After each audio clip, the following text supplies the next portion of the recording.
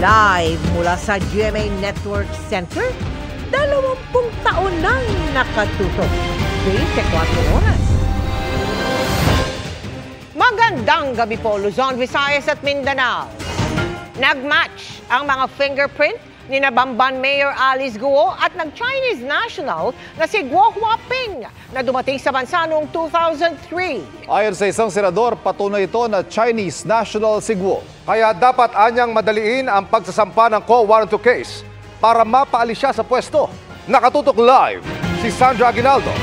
Sandra.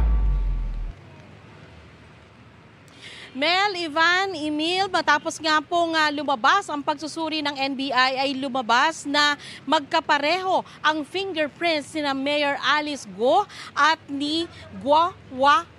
Ito nga po yung Chinese national na dumating sa Pilipinas noong January 12, 2003 na hininala ng ilang senador na tunay na pagkakakilanlan ni Guo, ang mayor ng Banban na inuugnay sa operasyon ng iligal na pogo doon. Ipinadala na ng NBI sa Senado ang kanilang findings. At ayon kay Senadora Riza Ontiveros, ibig sabihin lang nito, iisang tao lang ang mayora at ang Chinese national. Isa raw itong Chinese national na nagpapanggap na Pilipino para bigyang daan ang mga krimen na ginagawa ng mga POGO o Philippine Offshore Gaming Operators.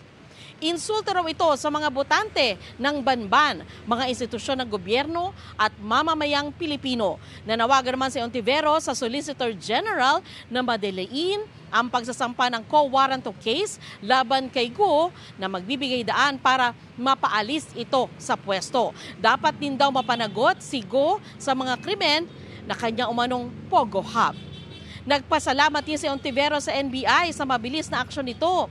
Ayon kay NBI Santiago, matibay na ebidensya ang fingerprints kaugnay sa pagkakakilanlan ng isang tao. Narito po ang mga pahayag ni NBI Chief Jaime Santiago. When we check yung fingerprint ni Guo Huaping Ilin and compared it with na kinuha noong 2006 at yung fingerprint impression ni Guo Alice Ilial, we found it to be similar, the same, one and the same person. Fingerprint, dactyloscopy is an infallible science of identification. No two persons, even twins, will have the same fingerprints. Conclusive ito. Sa korte, conclusive ito. Hindi, walang dalawang tao sa buong mundo na magkapareho ng fingerprints.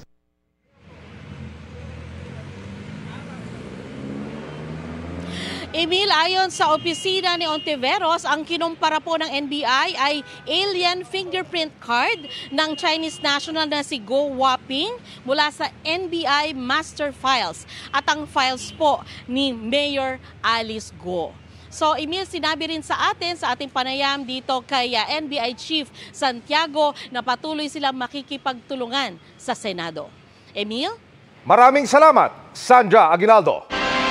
Samantala, tanggal sa pwesto ang 4 na miyembro ng SWAT na namataan sa isang private event sa Pasig habang nag-iimbestiga na ang Interior Department. Giit ng Pasig Police, hindi rumakit at walang nilabag ang kanilang mga kabaro. Nakatutok si Ian Cruz. Hindi nakaligtas sa mapanuring mata ng mga netizen ang larawan ng 4 na tauhan ng SWAT sa isang private event sa Pasig City.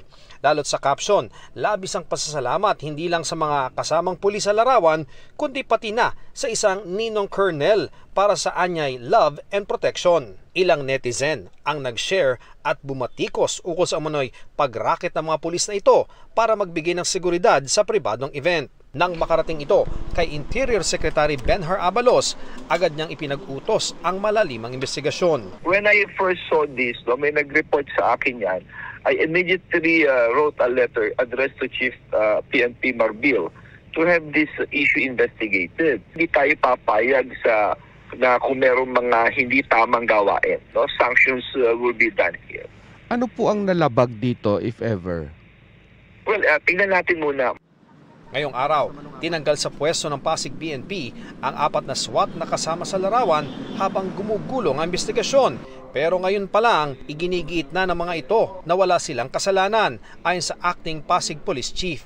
Nasa lehitimong routine patrol daw ang mga SWAT team member na ito noong June 22 ng hapon. Nasa tapat daw sila ng bangko nang lapitan ng isang babae. In-invite sila for purely picture only kasi may event nga. So yun, pumayag ang ating SWAT team being courteous and konting compassion sa pa-picture sila. And then right after that, actually niyayaya silang kumain, which is nahiya naman sila, so hindi na lang nila pinagbigyan. And right after that, nag-resume na sila ng patrolling nila. Isa rin sa tinitimbang sa investigasyon kung may nalabag bang protocol ang mga SWAT members nang paunlakan nila ang photo op sa isang private event habang naka-duty. Ang Eastern Police District, wala pa raw nakikitang paglabag sa ngayon. Sa pag-aaral ko, wala naman silang nalabag na protocol kasi they are just in the area. Yung pagpasok nila, they were just invited to be inside for picture taking. Sa kabila nito, naglabas muli ng direktiba ang EPD ukol sa polisiya ng PNP na bawal ang moonlighting, gaya ng pag-racket bilang security detail ng mga pulis. Ukol naman sa ninong Colonel caption sa social media, sumulat na raw sa Pasig Police ang nag-post nito para humingi ng dispensa sa nangyari. Yung Colonel na binabanggit, parang lang niya yun binanggit niya lang kasi may mga, minsan parang ibinida niya lang or yung pinantakot niya lang kasi may mga rival company yan We will invite that woman for a further elucidation of her statement. Nakausap ng GMA Integrated News sa pamagitan ng text ang nag-post ng mga larawan nila kasama ang SWAT team. Pero hindi pa raw siya handang magpa-interview at kumukonsulta pa sa abogado. Pinag-aaralan naman ng Pasig Police ang pagsasampa ng asunto sa nag-repost na netizen na nagbigay doon ng mali siya at negatibong caption sa mga larawan. Kung meron kami maikasong dun sa nag-post, which is possibly baka libel, cyber libel, kasi nga naman yung pulis wala naman ginagawa at nabigyan ng ibang kahulugan. Para sa GMA Integrated News, Ian Cruz, nakatutok 24 oras.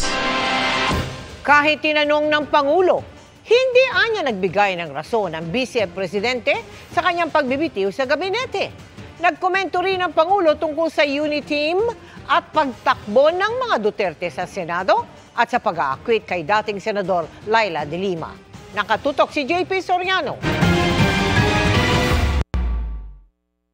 She didn't give any reasons. Di na umano nagdetalye pa si Vice President Sara Duterte pagkaabot nito ng resignation letter. Ayon kay Pangulong Bongbong Marcos, move on na dapat kaya mag-aanunsyo na siya ng bagong Education Secretary ngayong linggo. I asked her if there were any particular reasons why she has chosen to resign from the Department of Education and from the NTF-ELCAC. And she said, wag na lang natin pag-usapan. So, I did not force the issue. Dahil tumakbo bilang magkatiket noong 2022, tinanong ang Pangulo kung buo pa ba ang UNITEAM? As the parties involved, pareho pa rin ang UNITEAM. Hindi pa nagbago. Ang tinutukoy niya ay ang mga partido sa alyansa, kabilang ang kanyang Partido Federal at ang Lakas CMD na partido ng bise noong eleksyon 2022 hanggang noong 2023. Pagdiin ng Pangulo, hindi nila kaalyansa ang partido naman ni dating Pangulong Rodrigo Duterte. The PDP was never part of the unity team. PDP was never part of UNITEAM kahit na nung eleksyon. So it does not change anything for the UNITEAM. Gayunman, kaalyansa nila noon ang hugpong ng Pagbabago Regional Party ng Vice Presidente na hinihingan namin ng reaksyon sa mga binanggit ng Pangulo sa report na ito. Sabi ng Pangulo, sa election season, magkakaalaman. Depende lang kung ano yung positioning ni Inday Sara pagdating ng eleksyon. Siya ba ay nasa administrasyon o siya ba ay nasa oposisyon? That will be the only major determinant. Kahit nga ang sinasabi ng bise na planong pagtakbong senador sa 2025 ng dating Pangulo at ni Davao City Mayor Baste at Congressman Paulo Duterte sa Oktubre rin magkakaalaman. It's a free country. They're allowed to do whatever it is they want. I really have no reaction to it. Besides, it's still early. The only real situation will become clear in October sa filing. Then we will see really kung tatakbo ba talaga. Nauna nang iginiit ng Liberal Party na sila ang oposisyon at wala rin silang planong makipag-alyansa sa administrasyon ayon kay Senador Laila De Lima kahit lumaya siya sa ilalim ng administrasyong ito. Sabi ng Pangulo, nilitis ang senadora at napatunayang walang sala. Well, our judiciary is working properly. All our investigative services are working properly. Ito naman. And former Senator De Lima has been acquitted. I don't. What further comment can there be? Dumaan siya sa paghusga, na-acquit siya. Maaari nga raw itong ipunto sa International Criminal Court na nag-iimbestiga naman sa mga napatay umano sa Duterte drug war sa extrajudicial na paraan o labas sa batas. Pero giit niya, di nagbabago ang posisyon ng gobyerno na walang jurisdiction ang ICC na handa raw tulungan ng bagong layang si De Lima. That's between her and the ICC. That's we do not. We still stay with our position that the ICC has no jurisdiction in the Philippines. Para sa GMA Integrated News, JP Soriano, nakatutok 24 oras. Inamin ni Senador Ronald Bato de la Rosa na may mga paglabag sa karapatang pantao sa pagpapatupad ng Duterte drug war. Pero giit niya, hindi siya o ang dating Pangulo ang nag-utos ito. Nakatutok si Mav Gonzalez. Ang arkitekto ng madugong war on drugs ni Pangulong Rodrigo Duterte, kung saan libo-libo ang naitalang napatay, umamin ngayon na nagkaroon ng mga human rights violations sa pagpapatupad ito. Pero giit ni Senador Ronald Bato de la Rosa, hindi niya ito utos at hindi rin utos ni dating Pangulong Duterte. Aminado tayo dyan na mayroong mga kaso na talaga na-violate yung right ng tao. Kasi kung wala, dapat hindi nakakasuhan yung mga pulis na gumawa ng kalokohan. Walang leader na mag-utos na gumawa kayo ng violation sa batas. At saka walang pulis. Unless, of course, na mayroong sariling motive yung pulis na nasa isip niya. Hindi raw dadalo si De La Rosa sa investigasyon ng Kamara sa war on drugs dahil sa interparliamentary courtesy. Ito yung tradisyon kung saan hindi makikialam ang Senado at Kamara sa trabaho ng isa't isa. If they have the goods, they have the evidence, then why not file in court right away? For me, I find it useless to attend. Dahil masasayang lang yung oras natin at pabalik-balik lang yung tanong, pabalik-balik ang sagot. Pero mapipilitan daw si De La Rosa pumunta kung dadalo rin si dating Pangulong Duterte. Lahat ng grupo na galit sa Duterte ay siguradong ikakapitalize yung hearing na yan. Siya ang presidente noon, ako ang chief PNP. I was his implementer on the war on drugs. Tapos hayaan ko lang siya humarap doon. O kung may mga tanong doon na hindi kayang sagutin at his level as the president, yung sa level ng Chief PNP na tanong, dapat masagot ko rin. Sa isang pahayag ni dating presidential spokesperson Harry Roque, nagpasabi na raw si Duterte na hindi siya dadalo sa pagdinig pero handang humarap sa korte. Sa pagdinig ng Kamara kahapon, nasabon ang mga pulis na nag-operate noon sa drug suspect sa Payatas, Quezon City kung saan 3 ang namatay dahil hindi raw alam ang protocol ng Oplan Tokhang na kanilang ipinatupad. Ano po ba ang protocol na gagawin sa Oplan or Project Tokhang, which is differentiated from Oplan Double Barrel? Nung time po kasi na yun, sumusunod lang kami sa mga utos ng mga nakakataas. Sumusunod ka lang sa mga nakakataas na hindi mo alam kung bakit. Nagkamali lang po ng pagkakasalita po si Agaraw. Pero alam niya po yan. Dahil ito po, matinong tao po ito. Lumabas din sa pagdinig na wala ni isang pulis ang sinampahan ng PNP ng kasong kriminal sa mahigit 6,000 drug suspect na napatay sa mga police operations sa drug war. Sabi ng PNP, sa NBI daw kasi lumalapit ang mga kaanak ng mga namatay dahil walang tiwala sa mga pulis ang mga ito.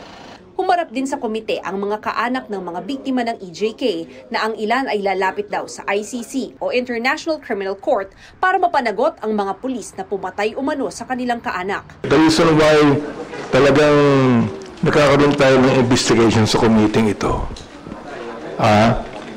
to prevent some of our people here to go to the ICC, dito lang sa atin, tapusin na natin.